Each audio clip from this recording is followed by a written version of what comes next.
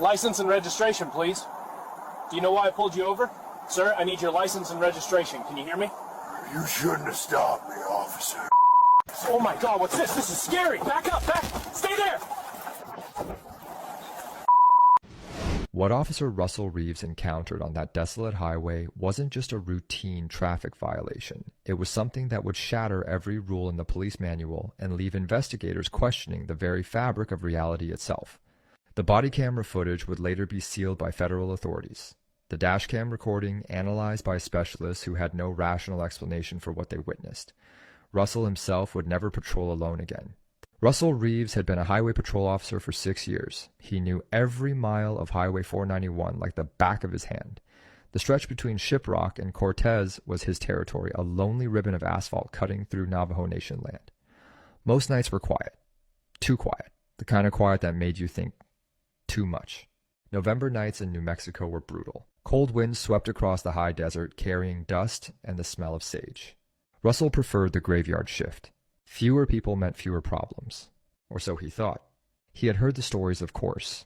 Every cop who worked this area had tales of strange lights in the sky. Livestock mutilated in ways that defied explanation. Drivers who disappeared without a trace. Their vehicles found abandoned with engines still running. Russell dismissed most of it as superstition. Local folklore meant to scare tourists and give meaning to random tragedies. He was a man of facts and procedure, evidence and protocol. But even he couldn't ignore the pattern. Over the past 18 months, 7 vehicles had been found empty along this very highway. No bodies, no blood, no signs of struggle, just empty cars with the keys in the ignition and doors left wide open. The department had theories: carjackings, human trafficking, drug cartels operating in the area. None of them held up under scrutiny. The FBI had been called in twice. They found nothing. The cases went cold, filed away as missing persons with no leads. Tonight felt different. Russell couldn't explain it. A heaviness hung in the air, thick and oppressive. His instincts, honed by years on the force, screamed at him to stay alert. Something was coming. The dashboard clock read 1:27 a.m. when Russell spotted the vehicle. An old Dodge pickup, dark blue or black, difficult to tell in the moonlight. It was moving slowly, maybe 40 miles per hour in a 65 zone. The right taillight was out, hanging by wires and dragging sparks against the asphalt. Hope you're enjoying the story already.